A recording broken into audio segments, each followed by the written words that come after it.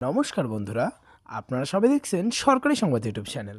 বন্ধুরা, যদি আপনারাও গরিব ও খেটে খাওয়া মানুষদের মধ্যে একজন হয়ে থাকেন এবং এরই সাথে এখনও পর্যন্ত যদি টিনের ঘর বা কাঁচা বাড়িতে যদি বসবাস করে থাকেন, তাহলে কিন্তু বন্ধুরা এই ভিডিওটাকে অবশ্যই একদম শেষ পর্যন্ত দেখবেন।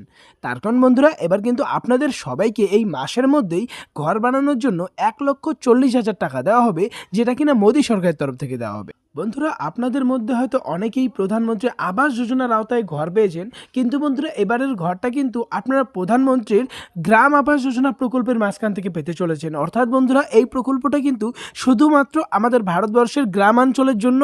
তো এই প্রকল্পে আপনারা কিভাবে আবেদন করবেন, আবেদন করার জন্য কি কি কাগজপত্র লাগবে, এরই সাথে আপনাদের কি কি যোগ্যতা থাকতে হবে, সেই সবটাই আজকের এই ভিডিওটিতে আপনাদের বুঝিয়ে দেবো। তো অবশ্যই কিন্তু বন্ধুরা ভিডিওটিকে একদম শেষ পর্যন্ত দেখবেন। তো বন্ধুরা দেখুন, এই বিষয়ে এখানে হেডলাইনে পরিষ্কার করে বলা হয়েছে যে কেন্দ্র সরকারের নতুন প্রকল্পে 1,40,000 টাকা দেওয়া হবে। আবেদন করলেই টাকাটা আপনারা পেয়ে যাবেন। তো কিভাবে কি করবেন আসুন পুরোটা জেনে নেই। তবে তার আগে বন্ধুরা, যদি আপনারাও এই 1,40,000 টাকা সরাসরি আপনাদের ব্যাংক অ্যাকাউন্টে পেতে চান, তাহলে কিন্তু সবার প্রথমে এই ভিডিওটিকে একটি লাইক করে দেবেন। এরই সঙ্গে লাল রঙের সাবস্ক্রাইব বাটনে ক্লিক করে পাশের বেল নোটিফিকেশনটা অল করে দেবেন। তো বন্ধুরা, এখানে দেখুন প্রথমে বলা রয়েছে যে প্রকল্পের নাম। এখানে যে প্রকল্পের জন্য টাকা দেওয়া হবে সেটি হলো বন্ধুরা প্রধানমন্ত্রী গ্রাম আবাস যোজনা। তো এবার কথা হচ্ছে কত টাকা পাবেন। দেখুন বলা হয়েছে এই প্রকল্পে যারা যারা আবেদন করবেন তারা প্রত্যেকেই 1,40,000 টাকা করে পেয়ে যাবে। এটি মূলত 3টি কিস্তির মাধ্যমে দেওয়া হবে। প্রথম কিস্তিতে 60,000 টাকা আর দ্বিতীয় কিস্তিতে 50,000 দেওয়া হবে।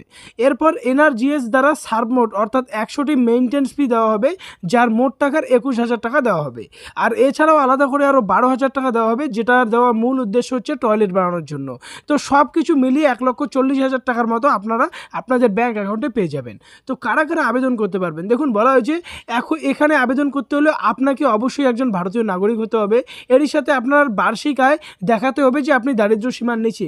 এরই সাথে এই ধরনের কোনো প্রকল্পে যদি টাকা পেয়ে থাকেন, তাহলে কিন্তু অবশ্যই আপনাকে নতুন করে টাকা দেওয়া হবে না। অর্থাৎ যদি আপনারা আগে আবাস যোজনার কোনো ঘরের টাকা পেয়ে থাকেন, তাহলে কিন্তু আপনারা এই টাকাটা পাবেন না। এবারে কথা হচ্ছে বন্ধুরা যে আপনারা কিভাবে এটাতে আবেদন করবেন বা কি কি কাগজপত্র লাগবে।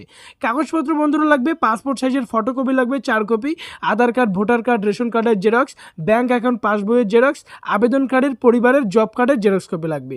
তো এটা হচ্ছে তোমাদের ডকুমেন্টস। এবার কথা হচ্ছে আবেদন কিভাবে করবেন। আবেদন করতে হলে আপনাকে অবশ্যই গ্রামাঞ্চলের একজন বাসিন্দা হতে হবে। আর গ্রামাঞ্চলের ক্ষেত্রে আপনাকে গ্রাম পঞ্চায়েতের কাছে এটার জন্য আবেদন করতে হবে।